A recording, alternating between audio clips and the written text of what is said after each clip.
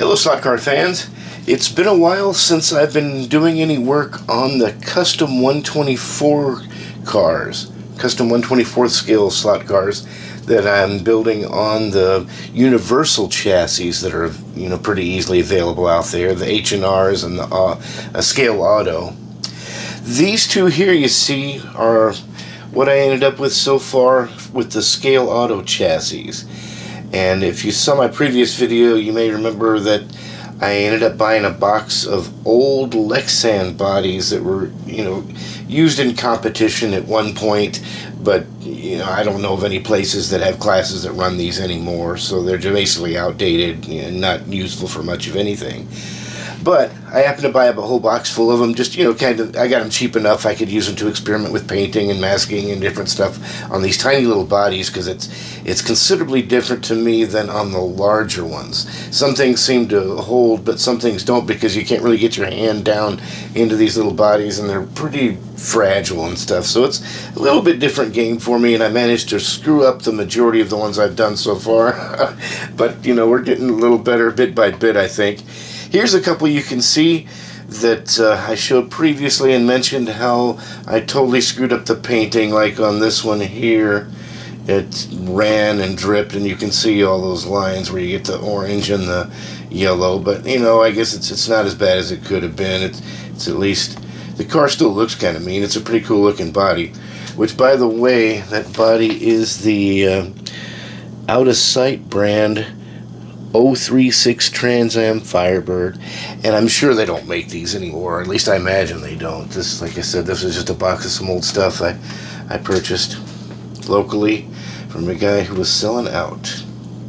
But so this first body, it ended up kind of crappy, and also the Scale Auto. Let me show you that box too. These are the Scale Auto chassis, come in this box here. That's the brand, in case anybody's interested.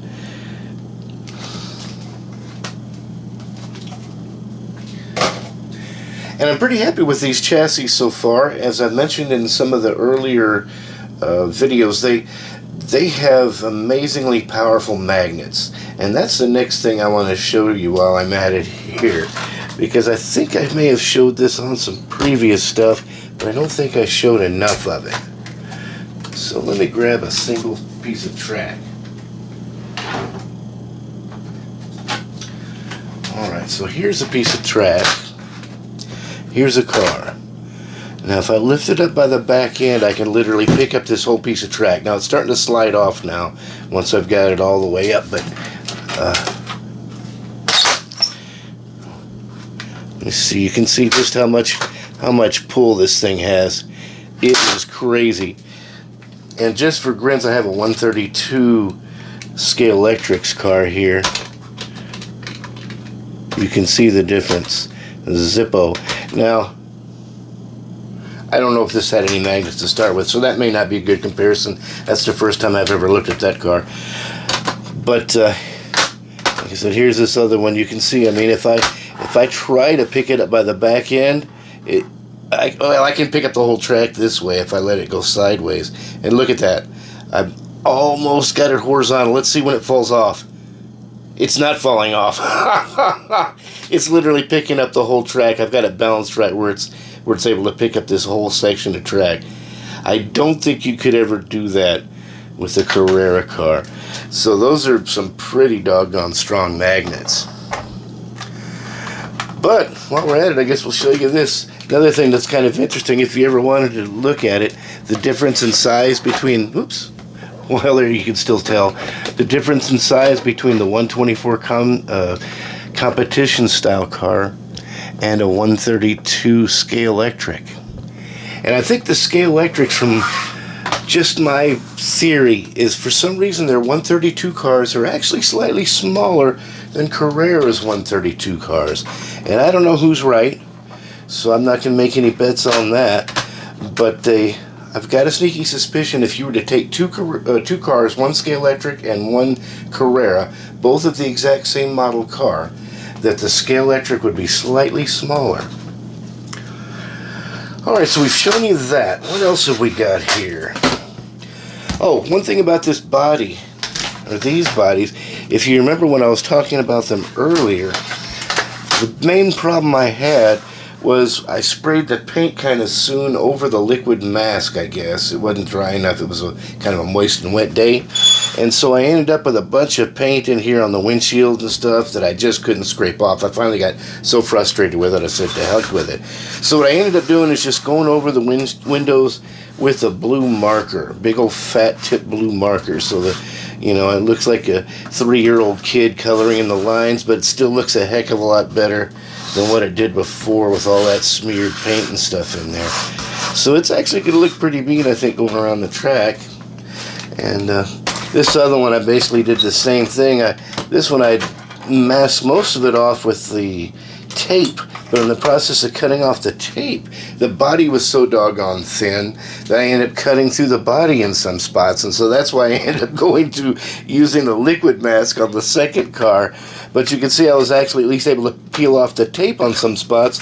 I used liquid mask on these side windows because I couldn't even really see the line to cut with the tape, and that went to crap, so I had to paint over, or, you know, draw over those with the blue marker too. But anyway, they look a lot better than they did initially when they really looked like crap. I think they're pretty mean looking bodies, and they look pretty good going around the track.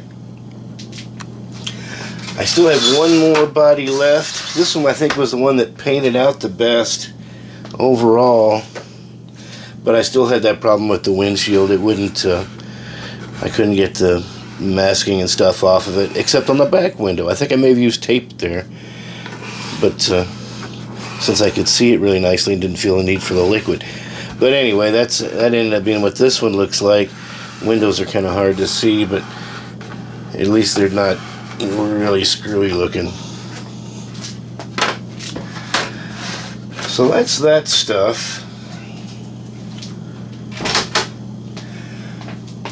Then we've got these other bodies that I thought I might use on these chassis as well. And these are JK Products 124 DTM Alfa Romeo. And I showed these bodies initially back when I bought the box of them. And you couldn't really see them too well because they were clear, but now you can see them a lot better. It's an Alfa Romeo DTM. And that'll be pretty neat too. The wheel arches and stuff on here are pretty small. I may end up having to cut those out larger if I use it on one of these 124 universal type chassis, because these bodies are really made for the competition cars that have smaller wheels and tires. But this one, I used this, it actually came with its own mask, and I used that mask on the windows, and of course oversprayed it way too heavy. You can't really see any runs luckily on this one, but I think that overspraying caused the mask to pull away, kind of shrink or something, and pull away on the edges, and made it so I didn't get any fine lines. Kind of pissed me off, but it's, you know, one thing or another. It seems like I get one thing right and then I do something else wrong, and we just keep on trying. Here's the blue one. I had 3 of these, and here is the blue one, and this one actually came out with much cleaner looking lines around the windows and stuff. I think I may have sprayed it a little lighter, and I don't know, you almost can't tell. There we go, that looks better like that. But the lines came out a lot cleaner on this one, and it looks half decent, but the paint still did something weird. You know, maybe I sprayed it a little too heavy in some spots still. But it is what it is. And we got the last one here. I guess this one was the one that turned out the best. I actually got pretty clean edges, and I didn't get any runs or flushy looking stuff in the paint. Well, at least I don't notice much of it yet. So that should look pretty good. So we got 1 out of the 3 that's just about right.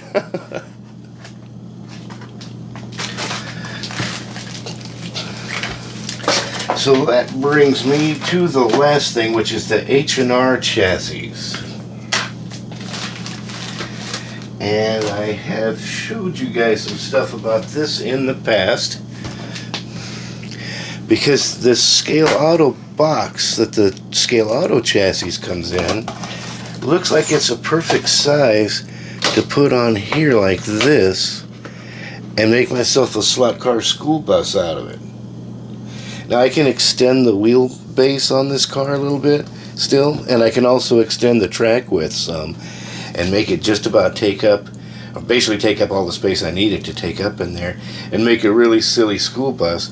And since I have 2 of these chassis and 2 of these boxes, that's the good thing. I think I'm going to make 2 silly school buses, one in yellow and one in orange, and be able to race them against each other.